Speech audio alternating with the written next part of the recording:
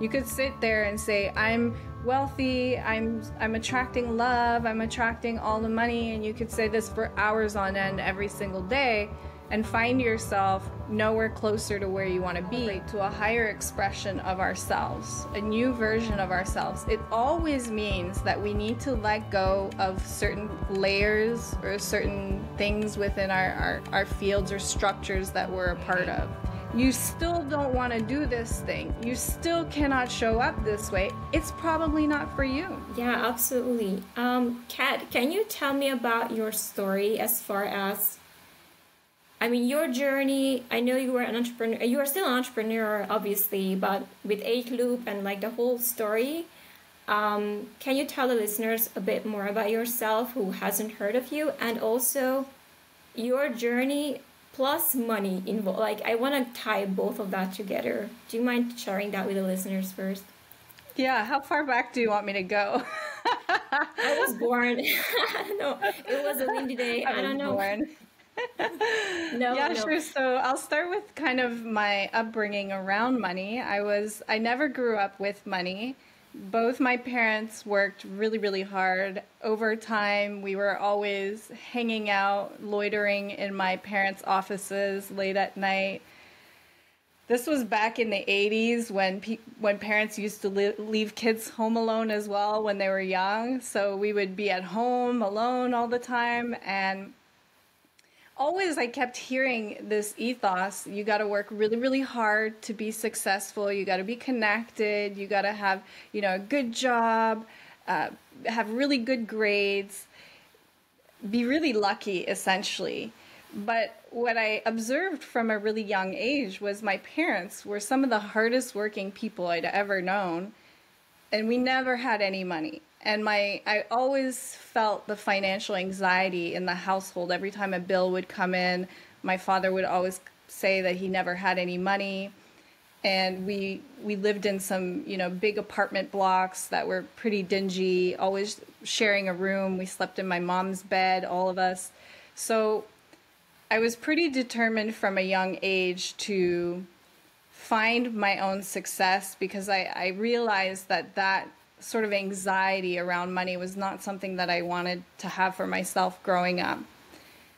But the whole ethos of hustle and work hard was so ingrained in me, not only by my parents, but society as a whole.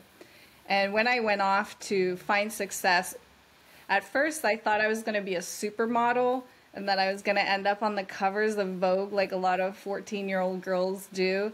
So I left home when I was 14, left high school, decided I was going to find a modeling agency. I found one.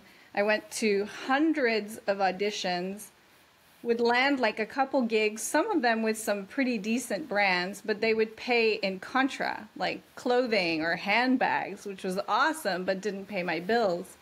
So consequently, I ended up in the erotic industry as a stripper, an underage stripper. And that whole industry reinforced hustling, because it was like glorified in there. The more you hustle, the more you make. I'm a hustler. And eventually, as I got older, I left that industry. My ex-husband didn't want me to be a dancer anymore.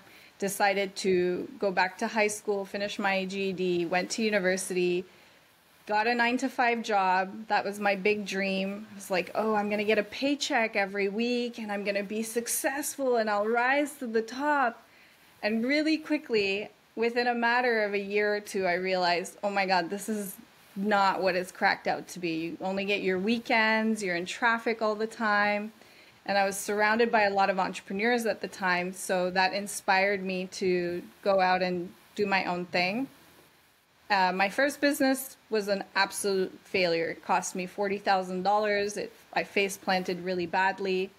And then from there, however, I got into the world of social media, Facebook. Back then it was like Facebook likes and getting comments on pages. It was really new, the ad space. And it did well in terms of I was able to sustain myself, but I was always working, always burned out, always overwhelmed. So my relationship with money for the majority of my life was extremely sacrificial. It was based off I give my time, or I give time away from people that I love in exchange to make money, like many of us are. And that continued as my business began to explode and do really well. I found myself in a stage after about 7 years where my nervous system was just shot and I was just so burnt out. And I think maybe you saw that whole thing unfold as well online. I had a total mental breakdown in 2020, walked away from the business. This was a multi-million-dollar company at that time. And it was then that I decided to reevaluate my relationship with money and how I wanted to receive this essentially imagined resource in my life. So that's kind of been the journey up until where I am now, where money for me now is something that is earned through flow, through play, through my own resonance, my own frequency. That is what I prioritize. I now understand that it is a human construct. It doesn't actually exist. It's an imagined thing. So I am money. You are money. You are all the money that you want. There's no separation. And when we begin to create and operate from that level, it's a completely different way of creating in our life. Yeah, thank you so much for sharing your story. I think what I wanted to like take this conversation further without you giving away the farm, because you already started to give out, all the nuggets about obviously money and how it's like as a construct, right? What are the beliefs that you think that most of us have, like flawed belief of money? Besides that, it has to be hard. Like, what are the other things that you noticed within yourself or other people? So I think the most insidious one, the one that prevents the most people from receiving money, is the one where it's bad or it's evil or it's something that's really difficult or a big problem of our society. And because money is essentially imagined, it's a human construct, it doesn't exist, the financial circumstances that we find ourselves in are always a reflection of our own beliefs. So the belief that it's evil or it's bad or it's what represents everything wrong in the world, or rich people are greedy, out to get everybody, will inadvertently prevent people from receiving, because you're not going to allow yourself to receive something that is inherently against your values. I think that's the big one. And then next to that one, it's the hustle, especially amongst entrepreneurs and artists and creatives. You got to sacrifice, you got to go through this hero's journey to be able to say, I did it. I'm deserving of this thing. Look, I lost all my hair and I have wrinkles now, and now I can receive this thing. That one was really hard for me to shift. So even when I overcame the whole money is evil, I get to receive, it's abundant, there's more than enough for everybody, I was still addicted to the hustle mentality. So even when I walked away from my company and I was essentially in a mini retirement for a year, I constantly felt guilty for not being busy, like always like going through to-do lists or always bringing this kind of like frenetic energy to things that I was created. I felt guilty. I felt lazy. I felt like I didn't deserve to receive because I wasn't burning myself out to the ground. And I see that one a lot in the entrepreneurial space, big time. Mm-hmm. I think you mentioned in the book as well, about seasons, about how you allow yourself to rest and replenish, in different seasons in your business, right? Can you tell us a bit more about that? The hustling versus the taking back and just relaxing. And how did you manage to overcome the hustle and just be okay with not going so hard all the time? Yeah, so one of the things that I don't think they teach us very well in the in schools or the school of life or entrepreneurial programs, or when you're going into business, or if you're an artist, a creative, it's the same thing. If you look at nature, every process observes a rest and recovery cycle. You know, even the seasons, right? And I heard someone say once where they injected adrenaline into trees in autumn so that they wouldn't go into hibernation, and so that they would continue to flower and bloom and grow. And what happened was these trees that normally grow for 300, 400 years died within a year.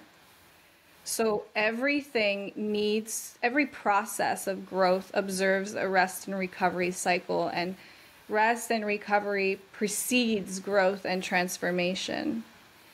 But we live in a society where we measure ourselves by gross domestic productivity, which is like produce, work.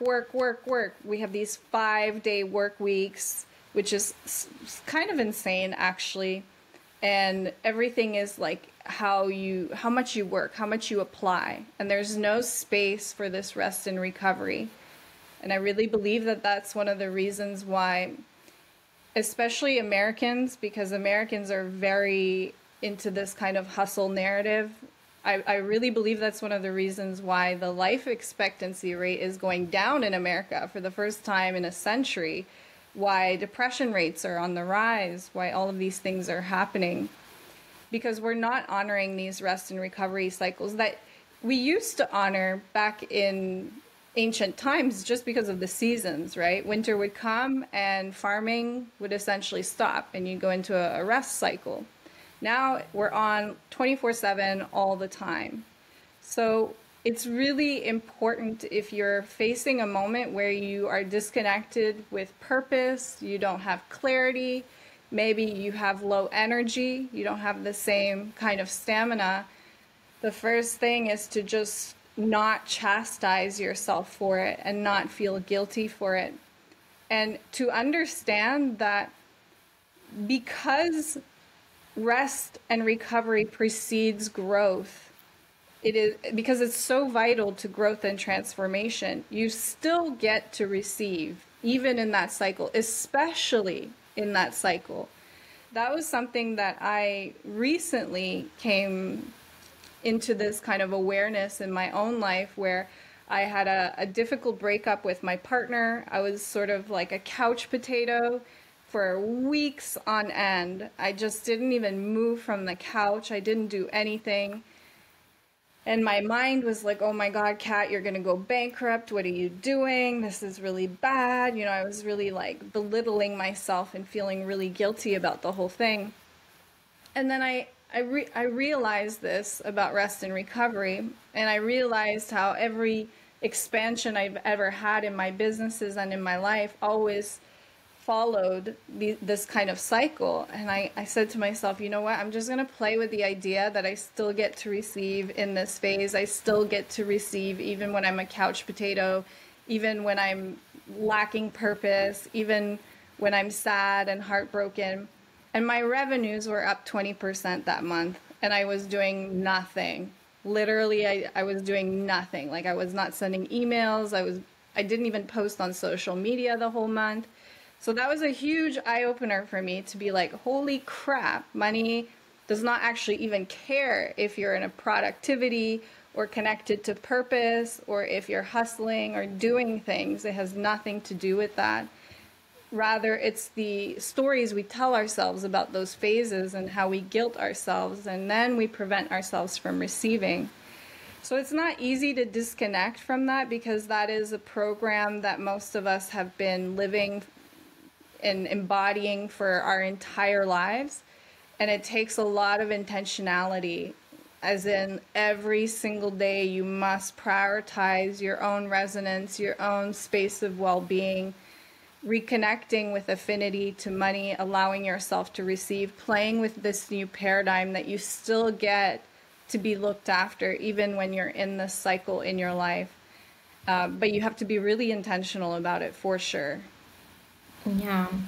And you talk about your partner a lot in the book, and I'm so sorry that you're no longer together. But there were a couple of things I wanted to like touch on, and thank you so much for explaining the ebbs and flows and how we can allow them ourselves to receive even though we're not doing anything. The first thing I wanted to touch on with your partner is how his view of money sometimes not infected your views of money, but like he had a different view than you do. Like, how do we, especially in our environment, in our relationships, like how do we keep our own resonance, our own belief that we try to cultivate? Okay, we are trying to override the old ones when everyone around us is telling us that no, that's not how it works. I know, because they have their own beliefs. Like, how do we manage to hold our own resonance, you know? Yeah, great question. So my partner comes from Uruguay, which is sort of a socialist country, and money is very much seen as something bad or evil, and they don't have a lot of money over there. So very different mindset to where I was at. And it definitely affected me big time. What I will say is that when you're not in your own alignment, when you're not creating, following your own greens, when you're not prioritizing your energy, it's very easy to slip into the paradigms of other people, which is what happened to me. So I'm not blaming him at all. In fact, I know that I attracted that whole situation to bring me to the space of finding my own hand, finding my own frequency once more. But it definitely affected me. And so if you have a partner, I mean, it's one thing if it's like your mom or your dad and you probably don't live with them anymore. So you can kind of minimize the time you spend around friends. You know, there's a lot less entanglement with friendships where you can minimize the time you spend with them. And usually that's enough to be able to hold your own space and be like, you know, it's water off a duck's back. People will tell you stuff and it just bounces off. Okay.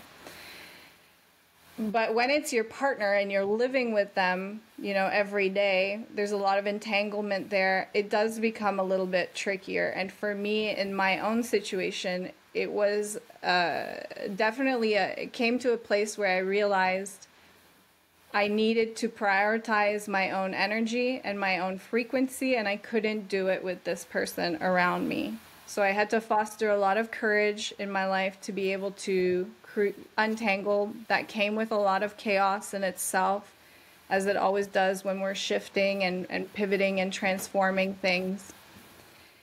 So I'm not saying you have to cut off everybody in your life who has bad money beliefs. I think if you're not really steadfast in your own frequency and your own beliefs, then usually it's a good idea to at least remove yourself. It doesn't have to be forever, but just until you really, really are secure in your own narrative. And then usually you're around those people and it doesn't affect you as much. And gradually what will happen, the more you stay steadfast to your own, is those people will come on board. Most of them. You'll lift them up instead of you going to that level. But if you're finding that you're really, really struggling to hold your own belief systems, your own narrative around money, then usually we have to align the divine masculine, our actions, our behaviors, our words, to the intentions that we have to ourselves. And that often means that we need to set boundaries, we need to untangle ourselves from certain people. It's not easy to do that. That's why I talk about courage a lot in my book and finding that vibration of play so that you can find that courage to do those types of things.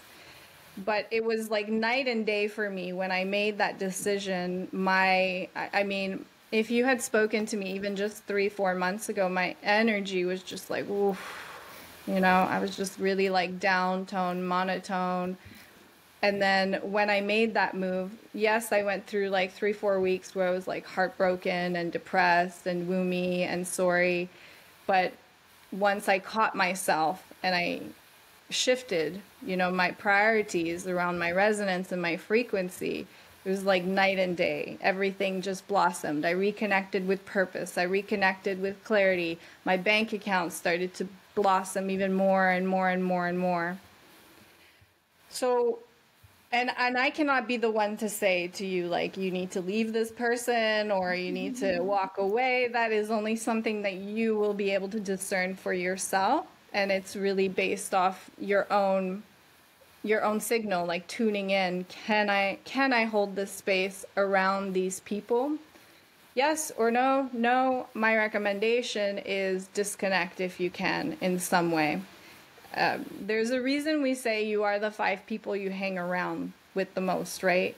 If your friends are in deep scarcity or they're always complaining about money, it's going to be very, very hard for you to feel affinity towards money, to feel like you can believe that this is possible. If you're hanging around people that are always complaining about the economy or governments or recessions or these kinds of things, it's going to be very, very hard for you to believe that you can attract bigger sums of money. So that is up for you to discern. But when you're really aligned, usually those conversations don't affect you, and you attract them less. Like, people don't even bring that stuff up to you anymore. But if you're not in integrity in your own life, meaning you're not embodying the actions, behaviors, the words, the language that matches your intentions and desires, yes, it'll be easy for you to fall into other people's narratives. I love that. When you were talking about this, the word courage came up to me. And I found what you did incredibly courageous. From walking away from your business, $1 million business, to starting a new business, claiming yourself, as a witch, that takes incredible courage. Can you tell us how was the process for you to finally step into that true version of yourself that you've been hiding for so long? Yeah, so walking away from my business was not courage.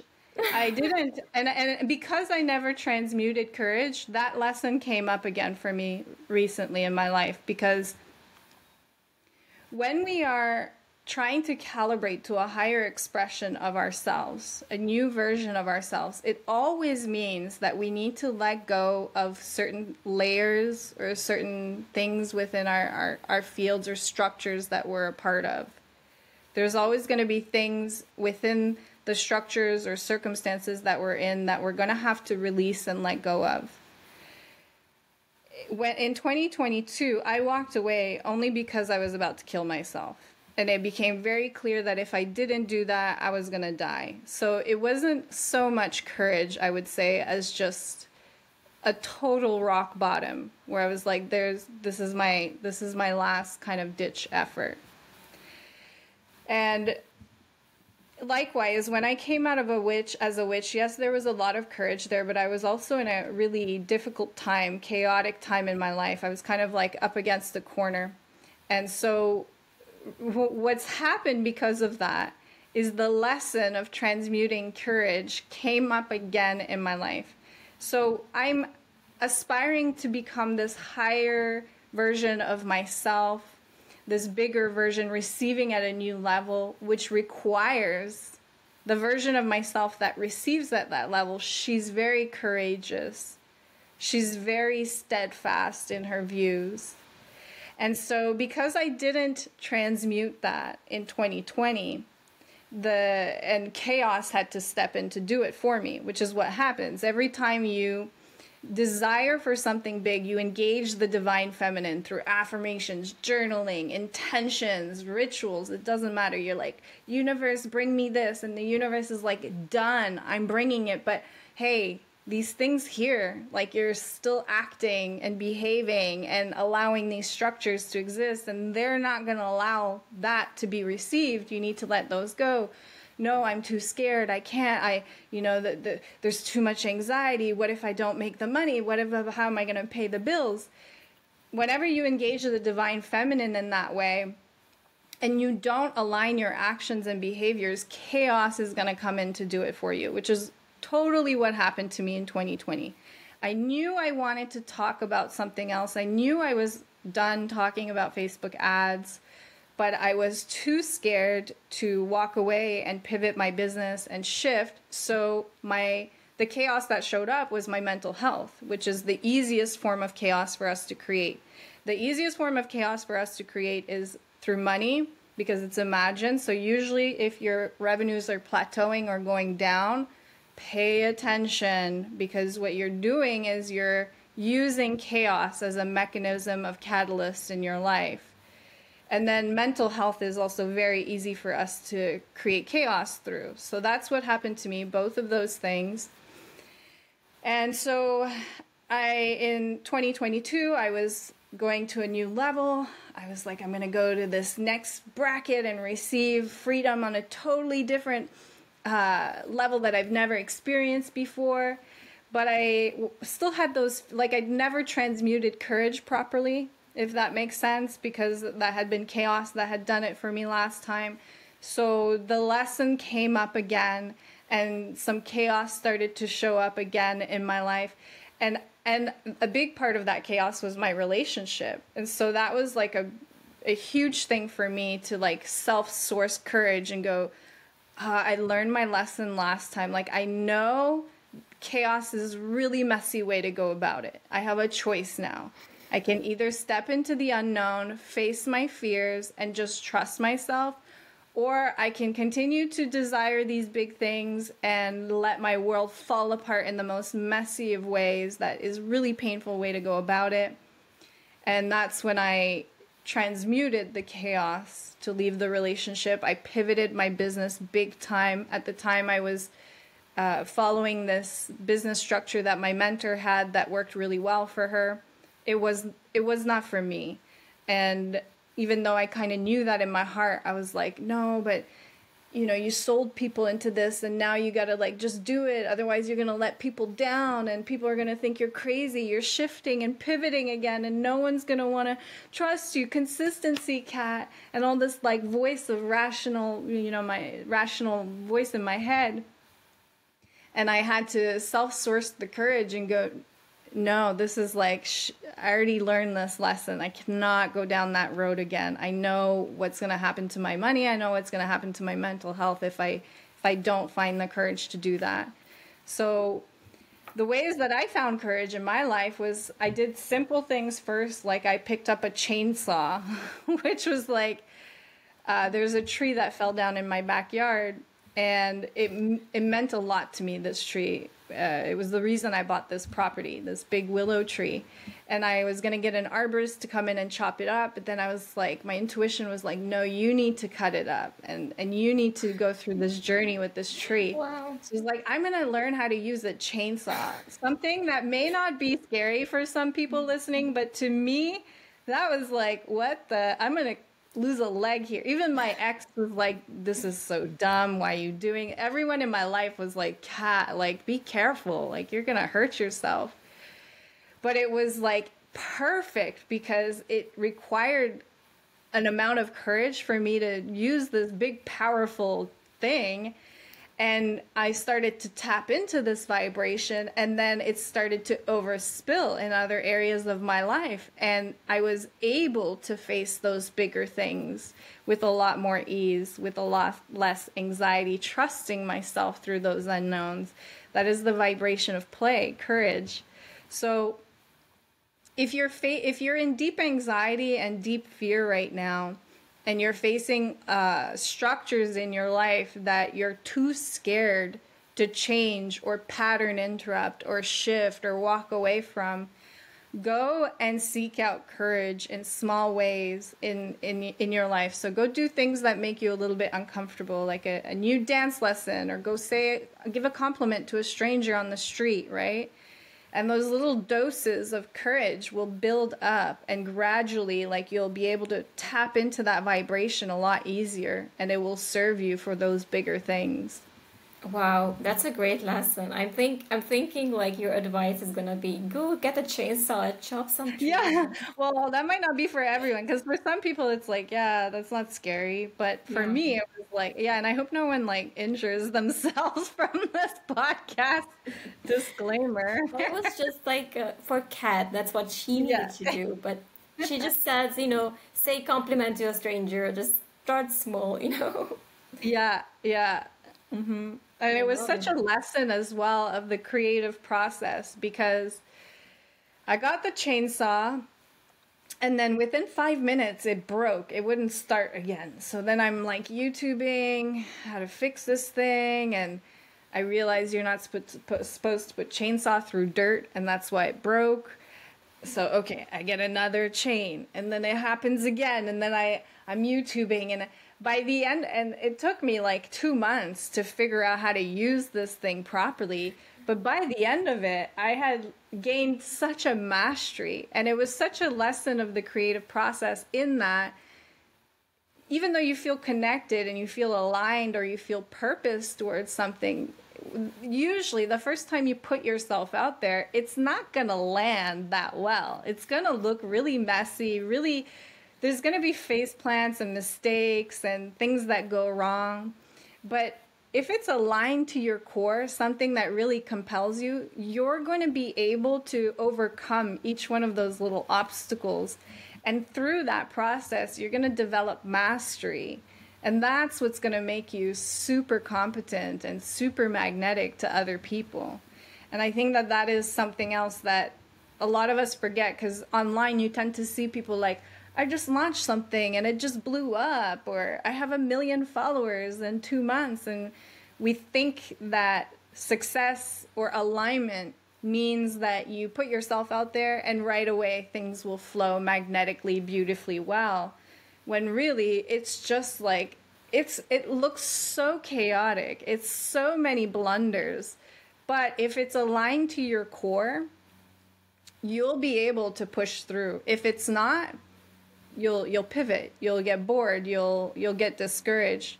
And I do think that that's why those obstacles show up, is to kind of like a litmus test to help us not go down the wrong road, or to help us, foster the aptitudes and skills needed to receive down the road that we desire to be in. Yeah. Yeah, that's wonderful. I want to talk about silencing that voice inside of you. I feel like there's a lot of internal conversations happening, especially when you are not just around money, but when you're pivoting, you're in alignment, but there's chaos coming. Do you have those conversations in your head like, oh my God, that's such a stupid idea, like I can't believe you're doing this?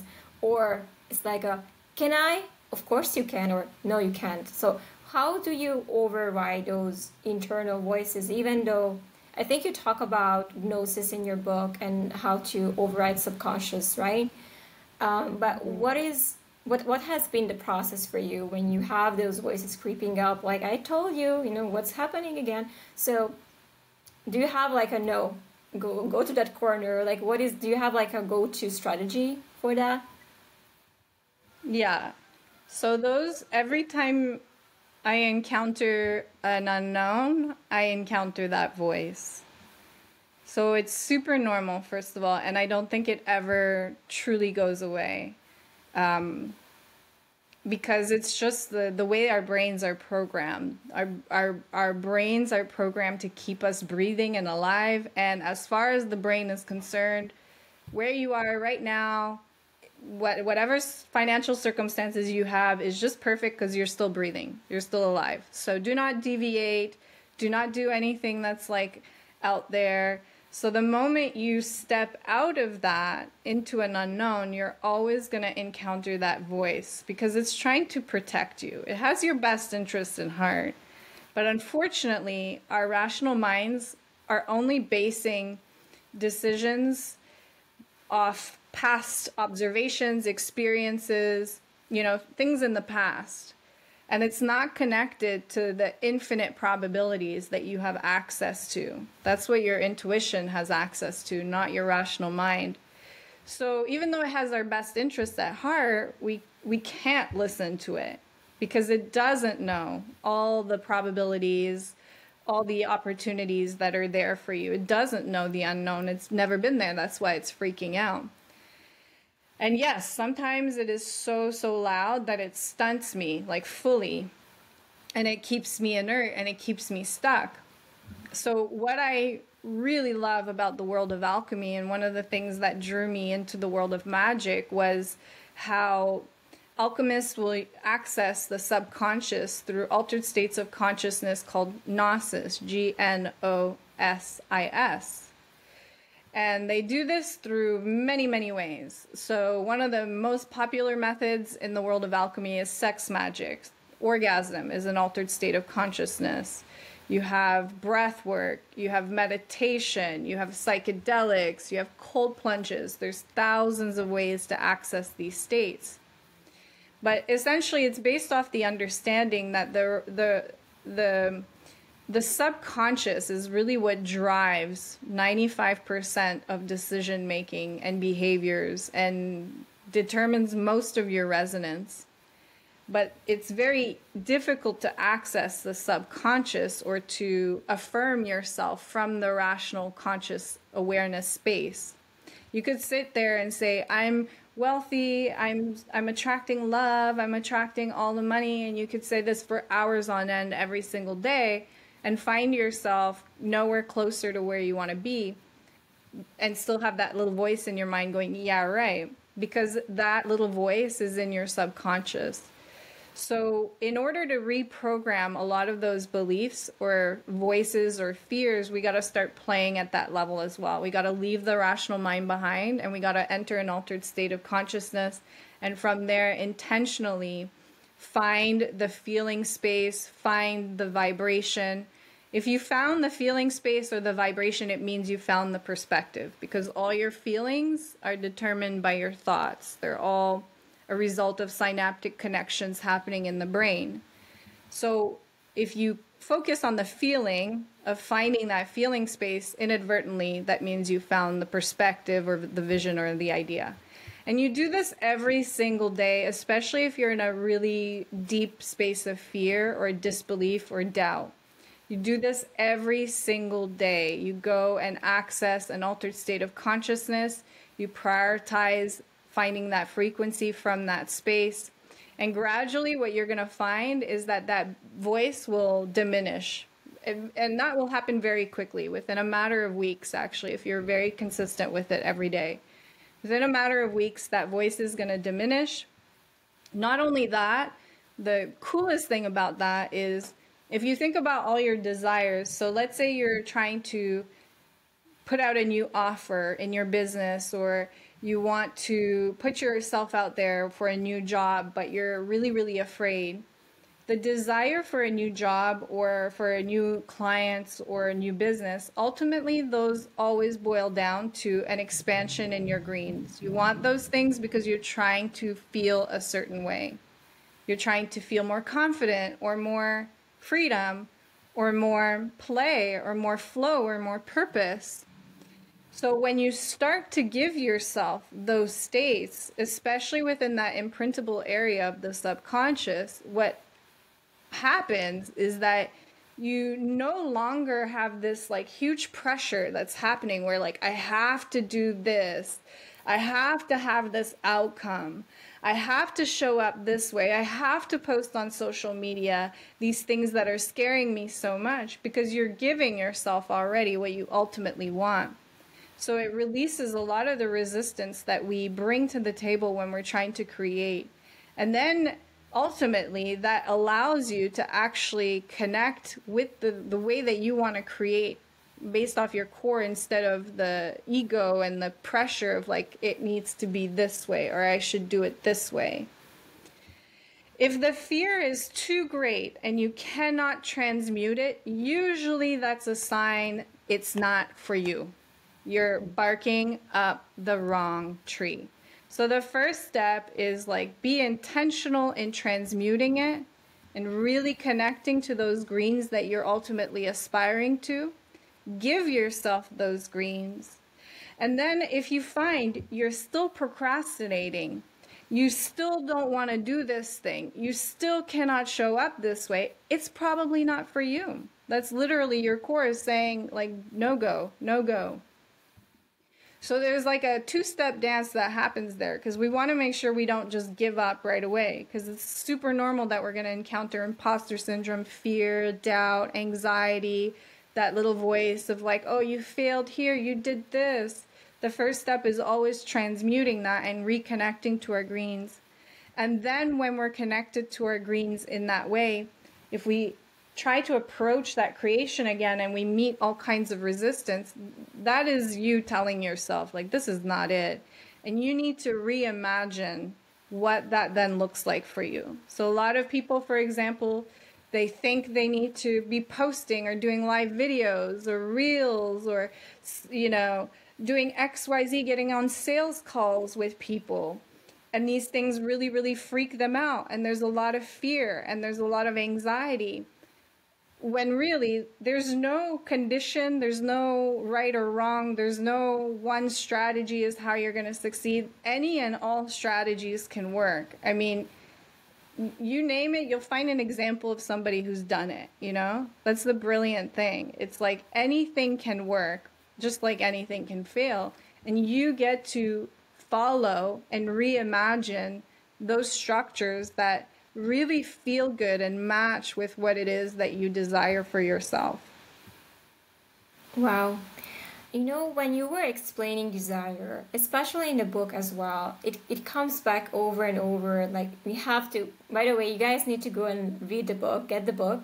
But it comes back to you listing out your desires. And a lot of the times you were saying that you wanted something, you got it, and you realized you don't want that. So what's the situation there? Because that's not for you, but you still got it anyway.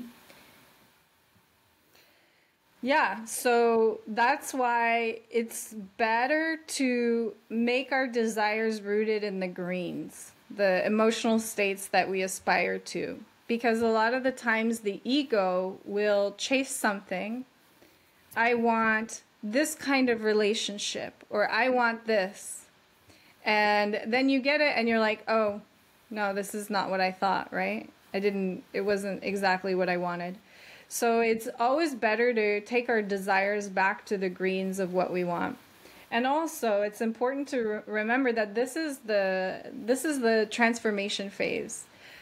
We're here to continuously transform and to continuously grow. So I remember when I was a freelancer, I was like, I just want to make $5,000 a month, and then I'll be so happy and I'll never ask for anything else in the world. And I made $5,000 a month. And do you think I never asked for anything else? Do you think I was like super happy? I was like, well, no, now I want $10,000 and I want more time. And then I got $10,000 and I was like, well, now I want a big team. So they're all stepping stones and they all allow us to go to the highest expression of ourselves. And we tend to continuously evolve from them. Each one of them is like a learning lesson for us that we optimize, if you will. And we're like, okay, yes, this person was great, but I wasn't specific enough. I want them to be happy. You know, I asked for a really nice, caring man, but he wasn't happy. Oh, damn. Okay, we got to go back to the drawing board, because now I realize that's really important to me. So when we stick to the greens, when we make our desires rooted in greens, usually that minimizes a lot of that and it accelerates the pace at which we attract and transform ourselves. Because ultimately what you're after through a new partner or a new venture or a new job is a sense of love or well-being or confidence. So stick to that, and usually you'll attract those things that are just perfect for you. And oftentimes, they're not at all what you thought rationally that you wanted or even connected with in your mind. And they come into your life and you're like, oh my God, this is like 10 times better than what I could even dream for myself. Yeah. That's awesome. I want to talk about receiving as well, because when we desire and we finally get it, in the book as well, you mentioned receiving. Why do we suck at receiving? Like, what's happening there? Why some people are Yeah. so bad? What do you think? Yeah, I think there's a lot of these paradigms around it's not fair to receive if other people don't. Um, a lot of guilt of receiving. There's a lot of pressure that we put on ourselves where we think, say you land a $10,000 client. Let's say it's your highest paying client yet. One of the things that I often observed in myself was I would land these clients, they would buy, and then I would immediately feel like, oh, I have to give more. Like I need to do more work for them. I need to, yeah, and that would inadvertently cock block, so to speak, future 10K clients coming in because it was like I felt like I wasn't deserving of that. So yeah, I think it all comes down to a space of deserving. And it's funny because we can be really good in terms of having affinity to money, feeling really positive about money. We can feel really good about outflows and how we spend our money, which is a big part of the equation. But then we'll receive money and we're either frustrated, it's not enough, or it's so much that we're like, we don't know how to be comfortable with that sum of money. We don't know how to feel deserving. And one of the things that I just want to reiterate here is that you are money. It's you. It's an imagined thing. It doesn't exist in nature, anywhere in nature. Money only exists in the human mind. So you are money. You are $1, you are $10,000, you are $1 million, you are $1 billion. There's literally zero separation between you and those sums of money. But I think because of how we're all raised in the society where it's seen as this separate thing, like almost like this force on its own, like money is like this thing that we got to work and sacrifice really, really hard. And when we receive it, especially when we receive it with ease, where we haven't had to sacrifice, so people will get inheritances or they'll win money and then they don't know how to receive that. They feel really guilty or ashamed of it because they didn't go and bleed themselves out for it, right? We feel like, oh, I cannot receive this, and ultimately we'll repel that money away. We'll prevent ourselves from receiving more. So that is really about teaching yourself that you're the money just as you are. There's actually zero separation to it. And being intentional in celebrating money coming in really helps with this, especially money that came in really easily with little effort. So a lot of times we will celebrate the money that we really struggled for. Yay! And we should celebrate that too. But, you know, if somebody gives us money or we just got a client and we didn't really do much, it was like one on call for 10K, and we're like, oh, you know, that's too easy. I didn't deserve that. But that's the type of money that we should be really intentional in celebrating, the really easy, fluid money that we receive. So you create rituals around celebrating it. You, like, sometimes I'll do a dance. I create money maps a lot that help me to every day track my money. And every time a sum comes in, even if it's like $15, I'm like, yay, thank you. I say thanks to my dragon. Sometimes I'll do a little dance or jimmy, or I'll ring a singing bowl.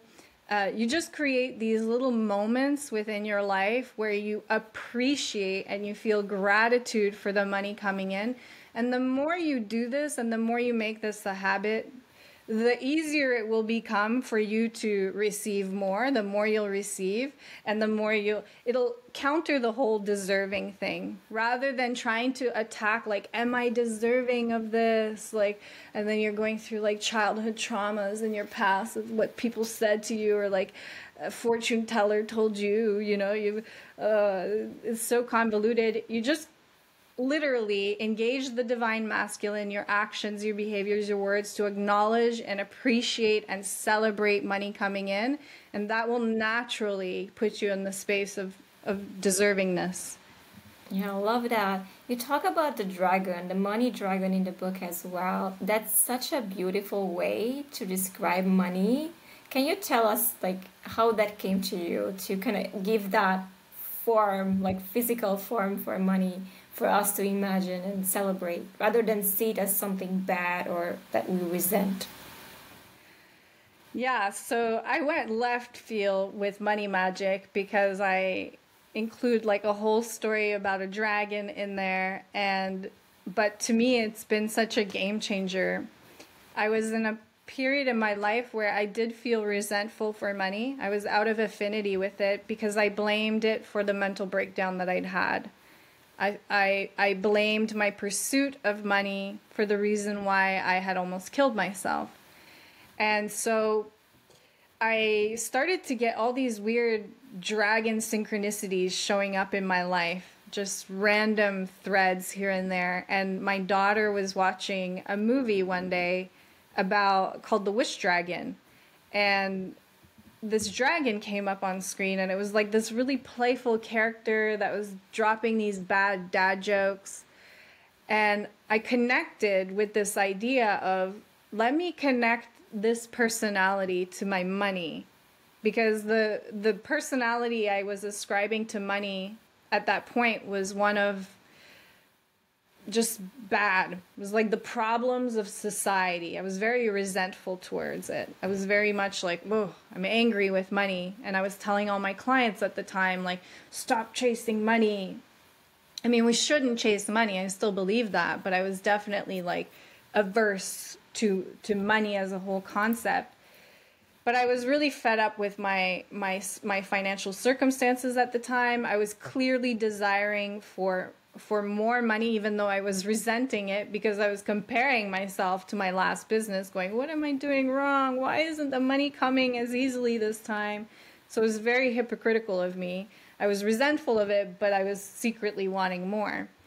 And so I decided to play around with this idea of connecting my money to this dragon, and things changed so quickly for me. And I didn't think I thought it was just me and my weird brain at the time. Like, okay, this is really weird. But then I did my first money magic workshop in 2022. And I kind of brought up the dragon in passing. Like, I literally just said a few sentences like, oh, I connected my money to a dragon. Not really thinking much of it, just to try to help people. And people just loved it. Like, they just like immediately were like, oh, I get it now. If I ascribe a personality to money that feels good, playful, loving, loyal, that has the capacity for flames, but also the capacity for tremendous treasure, it's easier for me to begin to build affinity with this imagined resource. So it just took off like wildfire. And that was kind of how the dragon got born. Yeah. I love that. I think it's beautiful, you know, and it is a fun character, the dragon. It's blessing you. It's everywhere. I love that. Okay, so again, the book, I think the writing was phenomenal. And this is your second book, right? After the Flow Protocols. Yeah, Magic Source Codes. Yeah. Yes, this is your second book. How was the process of writing the second book versus the first one? Very different.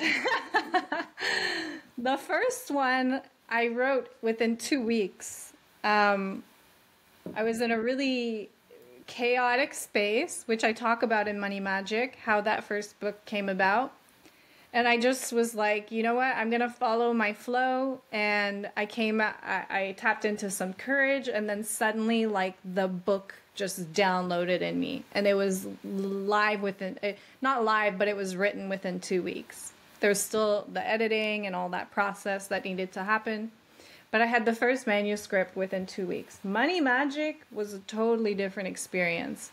I had transcribed my Money Magic workshop right after I did the first workshop in 2022. So technically I had the first manuscript that I just needed to go through and clean up.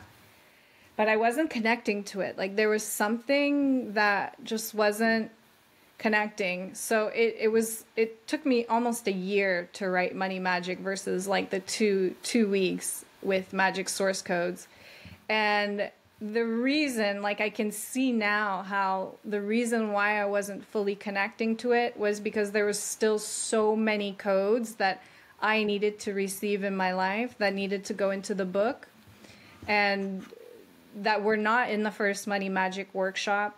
There were structures in my life that I was not aligned with. There were things in my life that I needed to pattern interrupt, that I needed to navigate my way through. And as I was not allowing myself to receive this creation and connect with it with deep purpose until I connected to deep purpose first and foremost. And that meant that I had to pattern interrupt some things. I had to align my actions to my intentions, which took me a minute to get to. And also the whole narrative around the dragon wasn't in the first manuscript. And I really encountered massive imposter syndrome with this book because I went left field with it. And I delayed releasing it for so long, even though I pre-sold copies, people had bought. I was like, I can't do this. I had this voice in my head, like, it's too weird, Kat. It's just so strange. Like, so I really had to like sit with that, transmute that, again, go into acts of courage in my life, like start at the basics, fix my frequency, prioritize that. And then when I did that, it was just like, okay, here it is. Yeah. And I'm so glad that you released it. You grabbed your chainsaw, like, here we go. I have courage now. Let's go. No, I'm so glad you did it because right from the beginning, and I'm sorry for butchering your first book title, by the way. I just realized it's late. It's midnight. Okay. But so as I was reading the first, just as it begins, it sucks me in. I know it's like your stripper stories, but it's just the way you write. I'm like hooked and like I want more. I'm like an addict. That's how I felt about that raw, authentic expression of yours. And I need more like that, you know? And obviously you kind of, the way you've written it, like you guys need to read it, but it's probably gonna be like addictive for you guys to read it as well. But I love how you kind of went into your it's such a beautiful expression, like artistic expression as well, you know? Like almost how you even talk about the dragon, and then it kind of comes back to reality, like, okay, so here's what you do, like so it's such a dance between those, like, not weird, but it's such a beautiful expression, and then it goes to like, okay, so here back to rationality. So, you know, and you talk about, you know, obviously like histories and like desires and all of that, but then you come back to this like artsy form again, and it's such a beautiful way, and I love that. I want more. I'm like, that's amazing. That's what I love the most, honestly. Oh, thank you. That means a lot to me.